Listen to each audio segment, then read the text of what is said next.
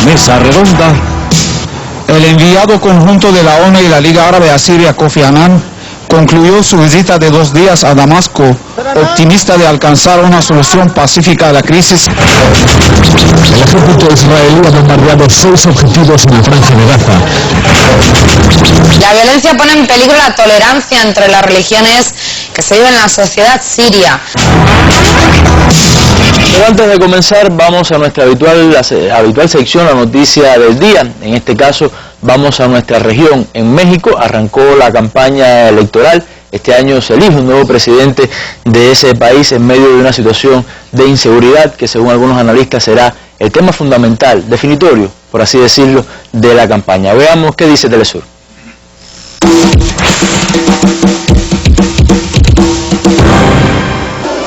Andrés Manuel López Obrador realizó la primera de las 3 protestas o juramentos como aspirante a la presidencia por la coalición de izquierdas.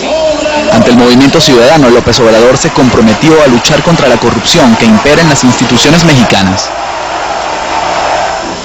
Que es sincero nuestro llamado a la reconciliación. Decir, sin temor a equivocarnos, que nosotros no odiamos a nadie, que no queremos venganza, sino justicia, y que las lamentables circunstancias en que se encuentra nuestro país, lo más importante de todo es unirnos todos los mexicanos para salvar a México. En Ciudad de México, Josefina Vázquez, candidata presidencial por el Partido de Acción Nacional, afirmó que abordará el tema de la inseguridad y la violencia del crimen organizado con mayor profundidad. Durante su juramento, la aspirante del PAN se compromete a impulsar la igualdad social. Por un México con seguridad para nuestros hijos, por un México diferente, incluyente y sin discriminación, por un México diferente, sin impunidad y sin corrupción. Este lunes el candidato presidencial por el Partido Revolucionario Institucional, PRI, Enrique Peña Nieto, tomará protesta en el estado de Guanajuato, al centro del país. La elección presidencial se realizará el 1 de julio del presente año. Lo demás está decir la importancia que tienen las elecciones en México para la política regional, unas elecciones que para complementar, bueno, lo decía al principio, están marcadas por la inseguridad, por la violencia que vive ese país. Este fin de semana ocurrió una noticia que no deja dudas de la grave situación que vive México en este sentido. Dice un medio de prensa de ese país que la detención del líder del cartel Nueva Generación de Jalisco por parte del ejército desató la tarde del viernes, este fin de semana, la ira de su banda criminal, que respondió con 16 bloqueos con camiones en llamas, 11 en importantes vías de circulación en la zona metropolitana de Guadalajara, en el estado de Jalisco. Recordemos que Guadalajara es una de las grandes ciudades de México. El caos de los narcobloqueos se produjo tras el enfrentamiento a balazos entre los militares y los supuestos delincuentes durante el operativo de captura del líder criminal Eric Valencia Salaza, el 85, conocido así, que fue detenido al igual que su lugarteniente. Un ejemplo de la situación tan triste de violencia que vive México. Ya conocida nuestra noticia del día, pasamos al tema que nos ocupa esta tarde en la mesa redonda.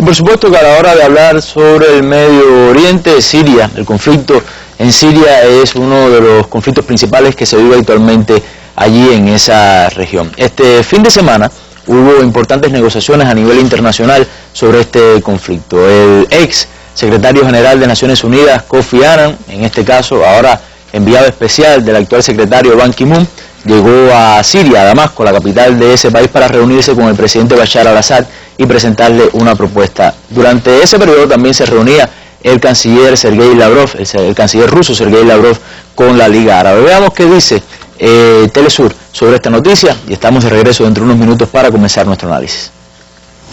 El enviado conjunto de la ONU y la Liga Árabe a Siria, Kofi Annan, concluyó su visita de 2 días a Damasco, optimista de alcanzar una solución pacífica a la crisis mediante las propuestas concretas que extendió al mandatario del país árabe Bashar al-Assad, mientras el pueblo sirio espera que este esfuerzo dé buenos resultados.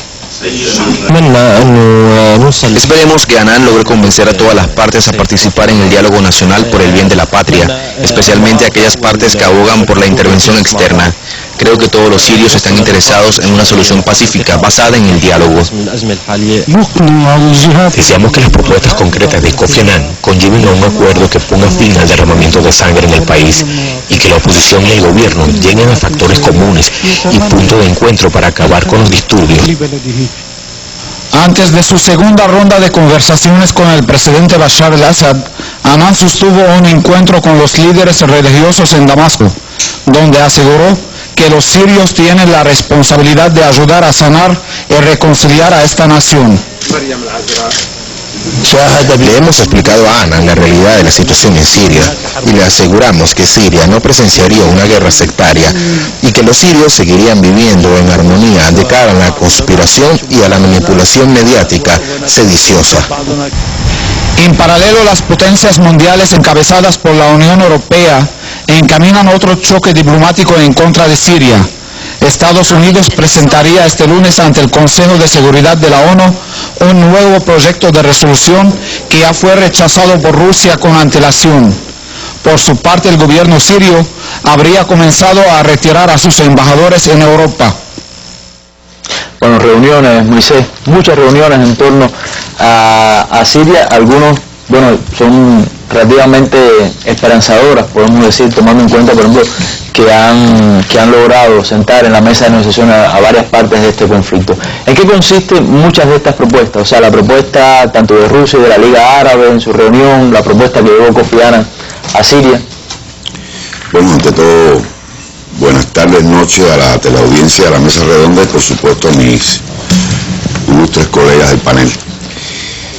Yo creo que la manzana de la discordia, leyendo entre líneas estas declaraciones diplomáticas que están escritas en diplomaqués, en la lengua esta sibilina en la que se expresan los resultados de las reuniones y demás, la manzana de la discordia radica en este momento, a mi entender, en la necesidad o en la negativa de las partes occidentales de identificar a los elementos armados que combaten al gobierno sirio como factores de la violencia. Las resoluciones que han elaborado, las dos resoluciones que han elaborado y tratado de negociar las potencias occidentales en la ONU respecto al conflicto sirio, se centran en el gobierno sirio que debe detener la violencia. Aceptar semejante texto es una admisión de culpabilidad en sí, y esto no va a ocurrir, porque por ejemplo el primer ministro ruso, Vladimir Putin, con esa autoridad más que le da a ser el presidente electo de Rusia, y la cabeza, el arquitecto de todo un nuevo proyecto del país de hace muchos años. Arquitecto efectivamente, pero además propugnador de un embrión de una tesis que se oponga a la unipolaridad del mundo. Vamos a pasar de eso, vamos a continuar. Putin explicó, el actual primer ministro Putin explicó que el veto de Rusia no es un capricho, sino que se dirige a evitar una intervención armada y por ende un conflicto gravísimo en toda la región del Medio Oriente, porque Rusia y China, que todo indica que perdieron la ingenuidad que los llevó a abstenerse en la resolución sobre Libia, con resultados que ya todos conocemos, por cierto, ni se restableció la democracia al estilo magrebí, ni se estableció la democracia al estilo occidental. Lo que ocurre en Libia, y ya hablaremos de eso en algún momento, es simplemente un caos generalizado en ese país. Y esta entelequia llamada Consejo Nacional de Transición, pues no es capaz de controlar el país. Pero volvamos a Siria. La manzana de la discordia, decía hace un momento, radica en esta cuestión que las autoridades sirias bajo ningún concepto pueden aceptar que se les ponga en el banquillo de los acusados ya de entrada. Resulta importante ya en otro aspecto de estas reuniones que el enviado especial del secretario general de la ONU, Kofi Annan, que fue secretario general de la ONU también, haya dialogado con el presidente sirio, porque tenemos que recordar que desde hace ya semanas atrás las potencias occidentales decretaron, con esa habilidad que tienen para regir los destinos ajenos, que el presidente sirio no era un interlocutor válido, y le pidieron incluso que dejara el gobierno y diera paso a una junta de transición o a una entelequia que no puedo identificar en este momento. La presencia de Annan, 2 reuniones de Annan, tuvo una primero que estaba programada y una segunda ayer que no estaba programada, y dijo sentirse optimista. ¿Y cuáles fueron las propuestas como tal que Annan le presentó a Bashar al-Assad? Mira, no que de hecho fue Bashar al-Assad las aceptó, ¿no? La cuestión es permitir la ayuda, la llegada de ayuda humanitaria, pero a todas las partes, porque de inicio se planteaba hacer llegar ayuda humanitaria solamente a los opositores, y esta ayuda humanitaria podía ir custodiada por militares, y los sirios lo saben. En toda esta, paralelamente ha estado ocurriendo un incremento de la agresividad occidental. Hillary Clinton, la secretaria de Estado norteamericana, se reunió hoy con el canciller ruso, Sergei Lavrov, y aquí sí no hubo sutileza diplomática, simplemente no estamos de acuerdo en nada. Al término de la reunión eso fue lo que dijeron, porque los rusos insisten en que tiene que haber una resolución equilibrada. Bien, Kofi Annan decía hace un momento, para retomar este razonamiento que creo que es sustantivo, se reunió una vez programada, decía, con el presidente de Bashar al-Assad, y se reunió una segunda vez que no estaba programada, lo que quiere decir que quedó algún punto que dio la posibilidad y la perspectiva de un entendimiento, pero por supuesto un entendimiento con el gobierno sirio, que son las autoridades universalmente reconocidas como tales. Tú no puedes reconocer bajo ningún concepto a ninguno de estos grupos que se autotitulan representantes del gobierno sirio que no residen en Siria. Uno reside en Londres, es el más activo, por cierto, autor de varias falsedades en internet y demás. Hay otro que reside en Francia, hay otro que reside en Turquía, plantean crear otro más. Y estuve leyendo una crónica que habla de que en la frontera turco-siria, y es importante que tengamos en cuenta la influencia de Turquía en todo este fenómeno, pues había 70 grupos distintos con 70 tesis diferentes de cómo debe cambiarse el gobierno sirio y cuál va a ser la fisionomía de ese futuro gobierno sirio, que no va a ser el actual.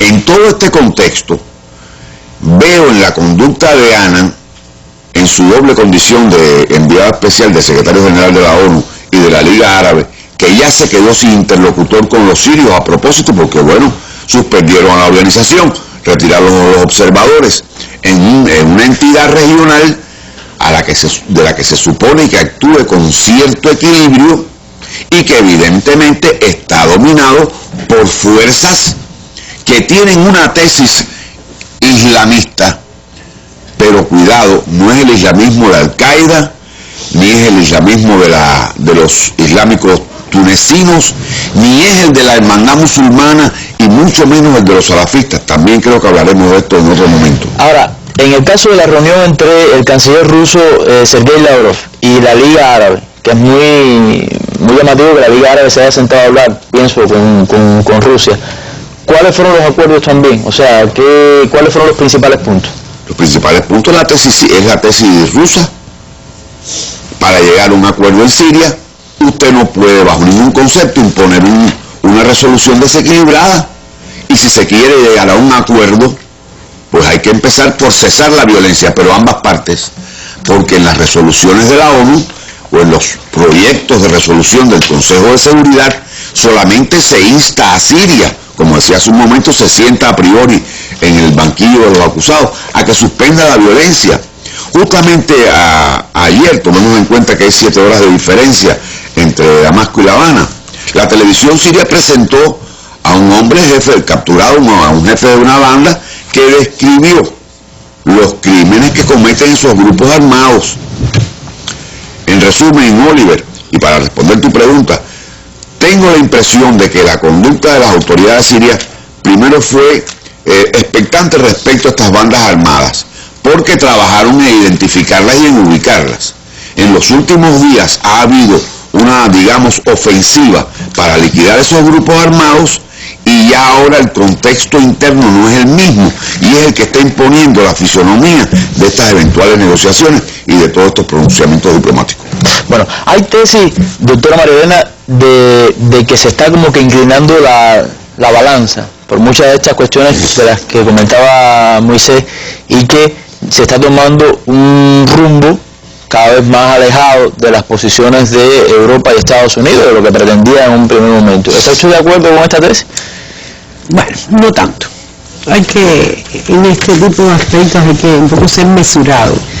Pero sí han habido algunos cambios muy interesantes y vamos a referirnos a ellos. Yo quisiera empezar por las condicionantes que ya un poco adelantaba Moisés.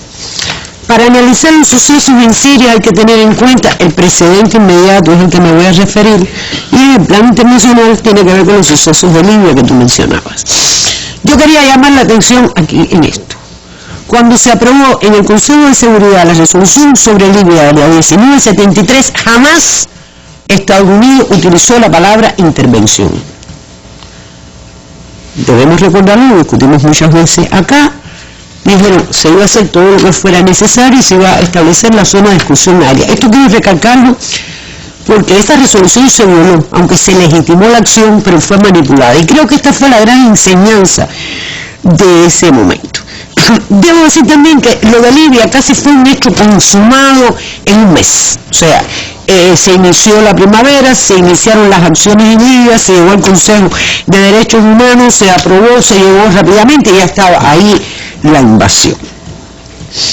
Porque a veces podemos decir, bueno, ¿y por qué Libia cayó? Claro, con otras cosas que hemos dicho aquí, que no tenía determinadas armas, etcétera.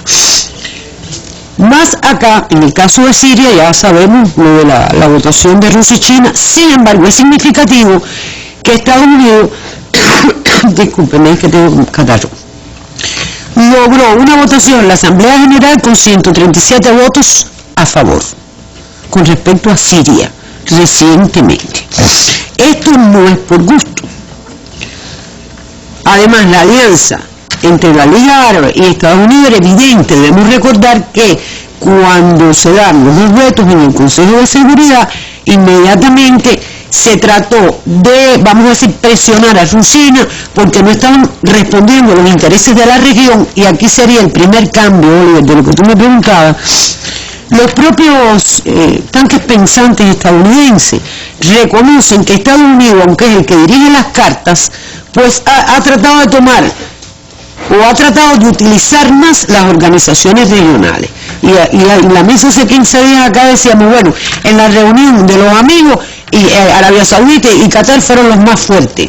Estados Unidos está detrás, pero indudablemente vamos a decir que hay un cambio. Y por eso es muy importante que la Liga Árabe... O sea, ese sería el primer cambio, sentar a negociar a la Liga Árabe con Rusia. No dar la cara, por eso yo decía que es relativo. O sea, yo estoy apoyando una acción, pero yo no soy la que pido la acción en sí mismo. Ten en cuenta que ya le han vetado dos resoluciones. La Liga Árabe fue utilizada contra Libia, pero aquí está desempeñando un papel mucho más protagónico, diríamos así. Entonces Estados Unidos, aunque diga esto y aquello, además creo que va a ser una tendencia, está apoyándose más en los organismos regionales para decir, no soy yo solo el que lo pide, son los países de la región los que están exigiendo esto, y con esto trataron de presionar sobre todo mucho a China, y recuerdo que China precisamente mandó un emisario que visitó a todos esos países árabes. Ahora, en lo interno, Oliver, para ir a de tu pregunta, no estoy cansada de decirlo, pero no puedo dejarlo de decir. Esta situación se ha definido en el ámbito internacional, pero sobre todo al interno. Estamos hablando de hace más de un año, en Siria no se han dado deserciones masivas, estamos hablando del apoyo de la población con el referente de Libia. Además, estamos hablando de que el gobierno ha cumplido lo prometido, los cambios, aunque se ha tratado de desvirtuar a nivel internacional, y entonces nadie quiere la invasión a lo interno. Te estoy hablando de pueblo, ni sectores medios y pequeños que a pesar de que se ven afectados con las sanciones, no quieren una guerra como en Libia. Y además hay una cosa muy interesante, que es que la oposición libia no se acaba de unir. Y entonces tú le exiges al gobierno que vaya a conversar, pero la oposición, si tú dices que el Consejo Nacional, por ejemplo, en la reunión de los amigos, se le trató de legitimar y nosotros no pudieron, no nosotros. Y entonces iríamos a otro factor con respecto condicionante a lo que tú me preguntabas. La correlación de fuerza a nivel internacional, ya no a la regional. En la regional la primavera árabe ha traído una acción reaccionaria muy fuerte que se evidenció en Libia, que se evidencia en otros escenarios que no me voy a detener y se está evidenciando en Siria. Pero en el plano de la correlación internacional, Rusia y China han mantenido una postura coherente desde el inicio. Porque tú puedes decir, vetaron, pero desde el inicio Lavrov está diciendo lo mismo. Necesitamos más tiempo, necesitamos negociar, necesitamos no solo ir al diálogo, sino no solo exigirle al gobierno, necesitamos que no haya injerencia externa, necesitamos dar tiempo, y en esto también se basa el programa chino con respecto a Siria, y todo el mundo está de acuerdo. Entonces, ¿qué sucede? Es cierto que en el Consejo de Seguridad no se va a tomar una resolución tipo Libia, pero si se avanzara, es posible que se pudiera llegar a un acuerdo en el marco de esto que yo estoy diciendo, en el diálogo, porque bueno, ya se habló con la Liga Árabe. Es una posibilidad, tal vez remota, pero no descartable por las mismas cosas, no lo voy a leer por un problema de tiempo, que ha dicho Lavrov. O sea, no es nada unilateral, pero sí hay que pensar en que se puede tomar determinadas acciones para ayudar a la población, los mismos corredores humanitarios ya Rusia ha enviado. Hay que tener en cuenta que este año es un año definitorio en las elecciones de Estados Unidos, y es por eso entonces que Estados Unidos deja en manos, da un papel más protagónico a la Liga Árabe y a Turquía, pero no podemos olvidar tampoco, Oliver, que esas monarquías tienen determinadas situaciones internas y que también, con independencia de que tienen mucho petróleo que venden, por ejemplo, China es un gran comprador del petróleo de Arabia Saudita. O sea, aquí es el segundo, gracias Moisés por decírmelo, o sea, hay que ver cómo se une todo. Entonces, yo diría que hay un cambio con respecto a lo que tú me decías, pero yo pondría un aparente. Fíjate, hay dos vías, vamos a decir. Se está apostando duro por la no intervención. Parece ser que está ganando esta coherencia de Rusia y China, y parece ser que entonces se van a mover hacia determinados arreglos, hacia determinadas conversaciones. Kofi Annan, Naciones Unidas, condena la violencia, ayuda humanitaria, se mantienen las sanciones. Y entonces aquí yo decía cambio, pero aparente. ¿Por qué? Porque tú puedes decir todo eso desde el punto de vista público, pero tú puedes seguir ayudando y utilizar esos corredores humanitarios, y tú puedes seguir armando desde fuera a esos grupos. Entonces, sería muy ingenuo pensar que sí, indudablemente, Oliver, a nivel internacional, no solo con respecto a Siria, se está viendo un cambio en la correlación de fuerzas por la actuación de Rusia y China, sobre todo, que son potencias en definitiva. Bueno, de hecho, en esta reunión entre Lavrov y la Liga Árabe, que yo, bueno, creo que el hecho de sentar a la Liga Árabe con Rusia y hacerla aprobar un acuerdo que entre los, de hecho sea de paso, entre los acuerdos está la no intervención extranjera, es un paso también de tremendo, y que demuestra en la práctica que Estados Unidos ha tenido que ceder.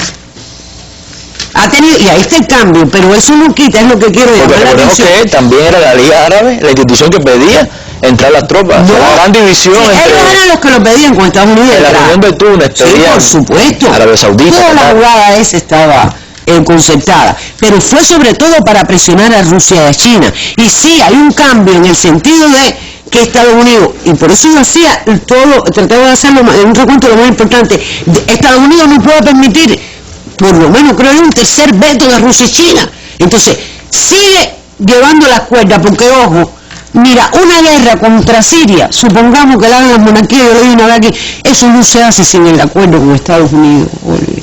Imagínate tú que ni la agresión de ir a contra Kuwait en el año 21, Estados Unidos lo sabía. Vaya, estoy hablando del gobierno de hace tantos años. Ahí hay realmente Estados Unidos ha tratado de quitarse presión. Lo que quiero decir, sí, en el contexto internacional y se ha reflejado a nivel regional, hay un cambio en la correlación de fuerzas, lo he dicho ya, creo que es la segunda vez que lo digo, hay una transición intersistémica, pero ojo, los actores esenciales, los poderes, Estados Unidos, Unión Europea, siguen teniendo sus intereses, quieren terminar ese régimen y pueden jugar sucio como siempre han hecho. No importa que la Liga Árabe diga, que tú digas sí, la Liga Árabe es la interlocutora, pero detrás de la Liga Árabe están los intereses de los grandes poderes que no son los de la Liga Árabe, precisamente. Muchas gracias, profe, por este análisis. Hay una noticia publicada por la página web del canal de televisión ruso Russia Today que dice: la CIA considera que Bashar al-Assad controla la situación en Siria. El presidente de Siria, Bashar al-Assad, está controlando la situación en el país según fuentes de inteligencia de Estados Unidos. A pesar de que el conflicto entre las autoridades del país y la oposición siria dura ya casi un año, el jefe de Estado no ha soltado las riendas del poder, señalaron agentes de la inteligencia norteamericana que pidieron que se ocultase su identidad como requisito para conceder una entrevista al diario The Washington Post. Y esto nos lleva a otro elemento, Leonel, importante. O sea, no solamente es los actores externos, Rusia, China, Estados Unidos, la Liga Árabe, también es muy importante en el devenir del acontecimiento cómo ha actuado el propio gobierno de Siria. ¿Cómo valora usted estos pasos políticos que ha dado Bashar al-Assad? Sí, gracias, Oliver. Buenas tardes. En realidad, esto lo mencionaba hace un rato, entre los elementos que han contribuido a evitar el derrumbe del Estado sirio, tal como ha estado constituido durante los últimos casi 50 años. El año que viene, exactamente, se cumplirían 50 años, medio siglo, de ejercicio del poder en Siria por el partido Baas, árabe socialista, que asumió el poder y que es, como partido, como entidad política, ideológica y militar, el que ha ido conduciendo, enrumbando a Siria desde entonces hasta ahora, por este camino que lo llevó a posicionarse, en primer lugar, contra el hegemonismo que pretendía establecer Israel en la región, que lo llevó a posicionarse de una manera clara y definida contra la posición imperial de Estados Unidos y de la Unión y de los países y de las antiguas metrópolis. Hay que recordar, porque muchas veces se olvida, que Siria es una nación con una historia milenaria, pero que fue colonizada y que solamente en 1947 consiguió su independencia de Francia. Y desde que se establece el poder del partido Baas, como decía, ya en este año entrante, en el 2013 se cumpliría medio siglo, hubo a lo largo de este medio siglo de historia un proceso de formación, yo diría, de concientización, de establecimiento de órganos de poder, de control, de organización del Estado. Bueno, era una de las diferencias del poder. Era una de las diferencias que se decía que tenía con Libia, o sea, una institucionalidad mucho más fuerte en el caso de Siria. A eso me refiero, es decir, hay detalles que muchas veces es necesario recordar para entender a Siria como Estado. Siria no es un país geográficamente estratégico, geopolíticamente estratégico, por cuanto Siria no es Libia, que estaba allá en el extremo norte de África, ¿no? Entre Túnez y Egipto, un poco a medio camino en la entrada de África, es cierto, pero bueno, con el desierto de Sahara por el medio y todo lo demás.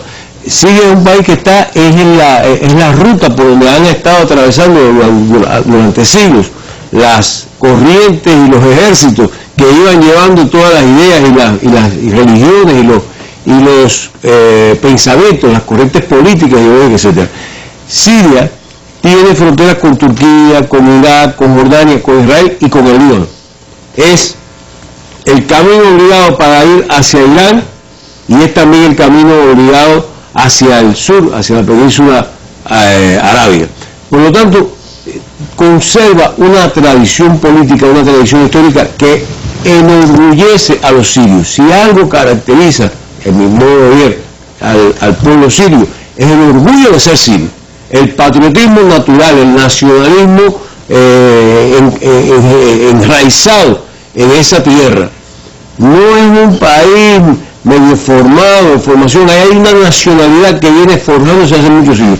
Y el peligro que se presentó desde hace poco más de un año, principios del año pasado, más o menos en marzo, por esta época comenzaban los disturbios en Siria, era la desintegración del país, desintegrar una entidad que se ha venido forjando, no sin grandes dificultades y no sin un ejercicio muchas veces del poder que para la prensa occidental que hoy trata de denigrar al gobierno de Bashar al-Assad es autoritarismo, es dictatorial, es etcétera, etcétera, etcétera. Todos esos calificativos con los que se trata de desprestigiar, pero que no diferencian mucho en esos aspectos de muchos otros regímenes vecinos, porque Jordania es un régimen monárquico, Arabia Saudita es otro régimen monárquico, y muy por el contrario, Siria consiguió establecer un equilibrio, el gobierno del Partido Ba'ath consiguió establecer un equilibrio de poder y un reparto de influencia, vamos a decir así, entre 6 comunidades importantes. Las voy a mencionar rápidamente. Los suníes, que son mayoría, la comunidad sunita, que tiene 74%, y que históricamente tuvieron el control de la burguesía, básicamente, el control del comercio, de los negocios, de las industrias que pudieran estar ahí. Los alawíes, que es la minoría, ya después todos son minorías, que representan aproximadamente un 12% de la población, y que es a la que pertenece el presidente, la familia presidencial, los Assad, y que son una secta dentro del chiismo, y además que por razones históricas sobresalieron en el ejército. Por eso el padre de Bashar al-Assad es figura entre los jefes militares que asume el poder unos años después, en 1970, y desde el 70 entra en el ejercicio del gobierno. Yo quisiera decir algo más, porque estaba enumerando las otras comunidades. Están los cristianos con un 10%, están los kurdos con otro 10%, los drusos con un 10% y los yazidíes con un 1%. Imagínate, a lo largo de este medio siglo, este gobierno consiguió, siendo el gobierno presidido por una minoría, repartir el poder y las influencias para que ahí hubiera una cierta y bastante prolongada calma y paz. Tanto así, que el gobierno de Estados Unidos acudió en innumerables ocasiones, pero sobre todo en momentos muy críticos de la región, al único gobierno que podía establecer y poner orden en esa zona. En la época de la guerra civil primero y palestino-jordana, palestino-monárquica en Jordania, los sirios jugaron su papel. En el Líbano, a partir del 70, pidieron a Siria que con su ejército más organizado, más disciplinado, impusiera el orden allí. Y así sucesivamente. Ahora, eso son una fuerza condicionantes históricas, o sea, que llevan de alguna manera que se cree una situación que no permita, por ejemplo, seguir el guión libio. Pero el gobierno de Bashar al-Assad, o sea, medidas que ha tomado para enfrentar la crisis que usted, por ejemplo, estoy pensando quizás en el referéndum. A eso vamos a ir. Yo quería llegar ahí, pero quería decir que solamente quien tiene detrás este bagaje político, histórico, y también de ejercicio del poder, de experiencia de ejercicio del poder, puede mantener la rienda.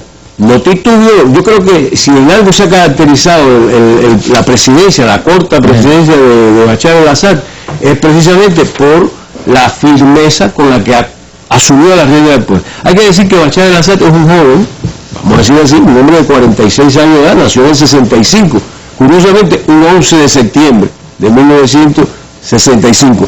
Médico, oftalmólogo, quizás esto es lo único que contribuye a su ejercicio de la política con una visión muy serena y donde identificar la enfermedad y identificar los remedios no le ha sido tan difícil, por cuanto él se ve prácticamente obligado a ejercer el poder, a asumir la presidencia. Y obligado quiero decir por las costumbres, porque en estos países la fuerza de la costumbre es ley, como no lo es en otros países, en otras regiones, en otras áreas del mundo. Cada país tiene su historia, tiene su trayectoria.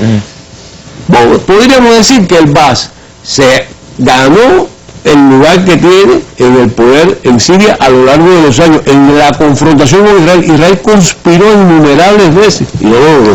Y ahora, bueno, cuando el Bashar al-Assad se ve frente a una situación primero de disidencia interna y después de una explosión que se ve que está siendo azuzada, que ahora está ya reconocido, que ha venido siendo una oposición armada desde el exterior, consigue, a pesar de todo eso, primero, movilizar a la población, convocar grandes mítines y manifestaciones de apoyo al gobierno. Y segundo, convocar un referéndum, prometer una serie de reformas, establecer un programa de reformas políticas sin que esto signifique el derrumbe, ni el desarme, ni la desbandada del Estado, que es lo que hubiera querido que ocurran los países que están detrás de esa conspiración, porque hay una conspiración. Aquí no ha habido una revuelta popular como la que se quiere presentar en la prensa occidental. Y lo digo con certeza. Es posible criticarle muchas cosas al gobierno, pero si no fuera por el respaldo interno con el que ha dispuesto, no habría, y sobre todo de las Fuerzas Armadas, que han sido leales, que no se han desbandado.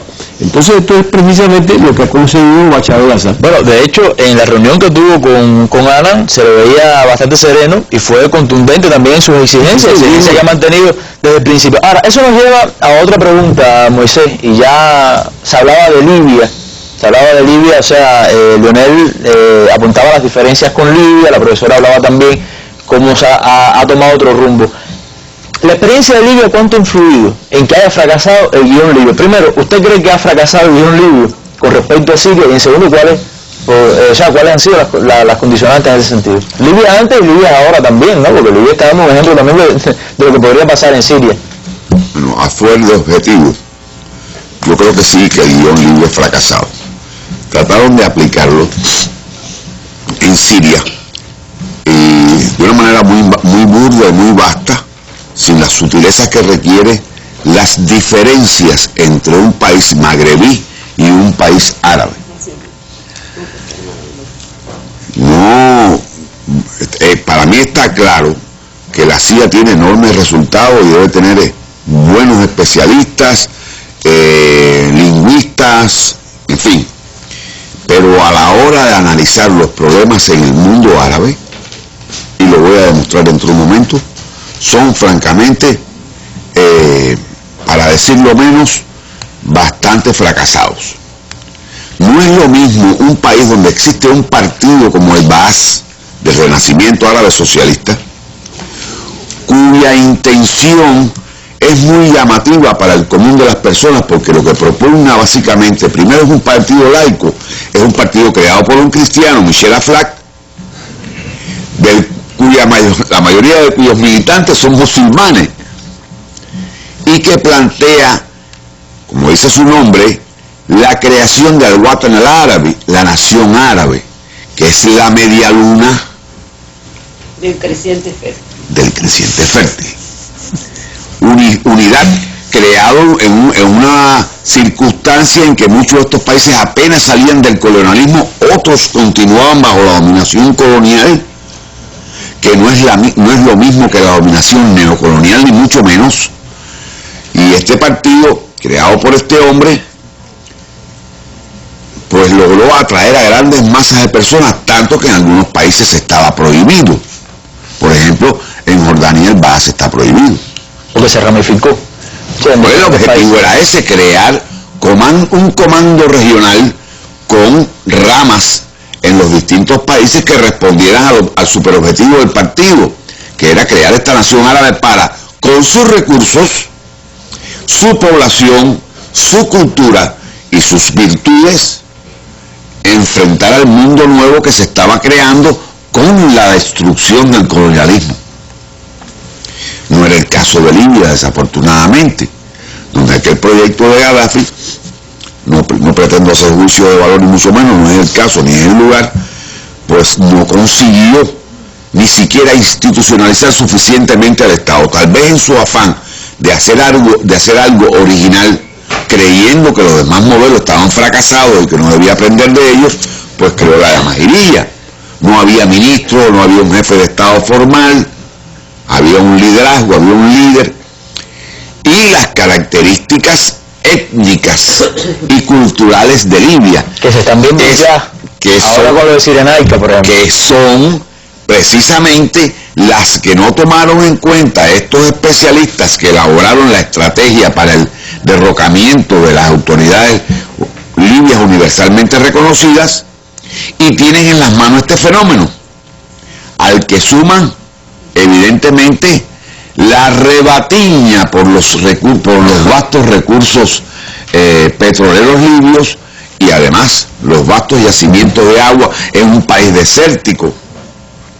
No sé si consigo explicarme. Sí, por supuesto. No, yo creo que también hablaba del ejemplo que está dando Libia hoy. O sea, los sirios en muchos países pueden ver lo que pasaría en su país después de una invasión o una intervención extranjera. No tiene que mirar tan lejos. Por ejemplo, la Libia de Libia ahora. Mira un poquitico a la izquierda y ven lo que está ocurriendo en Irak. Las comunidades existentes en Irak son las mismas que existían cuando estaba Saddam Hussein, a reserva de sus errores posteriores, porque no se debe olvidar que Saddam Hussein y el partido Baas, una de cuyas flaquezas fue precisamente la incapacidad de entenderse con Siria, porque pugnaban ambos por la supremacía, por decir, por el liderazgo del comando regional del partido Baas, en un afán de preeminencia malsano, como se demostró a la postre. Pues ven lo que está ocurriendo en Irak. En la época de Saddam Hussein no ocurrían estos conflictos entre chiitas y suníes, ni mucho menos. Los cristianos, la comunidad caldea cristiana mayor del cercano oriente, vive en Irak. Tuve la oportunidad de visitar ese país en 2 o 3 ocasiones. Jamás yo percibí un conflicto intercomunidades allí. Ahora bien, el guión libio no funciona, primero porque sobre todo Rusia tiene su única base de aguas cálidas precisamente en Siria. Y los rusos no iban a permitir bajo ningún concepto que continuara avanzando esta ofensiva de los poderes que en el mundo son, me refiero a las potencias occidentales, para virtualmente convertir lo que había sido un desastre, lo que pudo ser un desastre con Egipto, convertirlo en una victoria con el levantamiento en Libia que dio el traste con el liderazgo de Gaddafi, y después con Siria para continuar avanzando. Por estas son algunas, no todas, ni mucho menos, las cuestiones que impidieron la concreción del modelo libio en el caso sirio. Libia, que dicho sea de paso, poco se habla, a pesar de tanto que está pasando en ese país. El otro día estaba leyendo unas informaciones, bueno, hice un comentario al respecto de más de 6.000 partidarios de Gaddafi que están hoy en prisiones ilegales. Creo que gracias a la tortura, bueno, han muerto desde septiembre para acá alrededor de 17. Bueno, pero si es que a la mesa redonda le cabe algún mérito, es precisamente haber anunciado que esto era lo que iba a venir en incluso la división de Libia, lo de Cirenaica, por ejemplo, ahora que declaró su autonomía, eso fue algo que pudimos prever aquí, ¿no verdad? Es mejor tener una Libia dividida, fragmentada y en problemas, que tener una Libia con Gaddafi. Bueno, de hecho, Cirenaica tiene el 70% de la producción de petróleo en ese país. Yo creo que eso dice mucho de quién puede estar detrás. Muchas gracias, Moisés. No, un placer.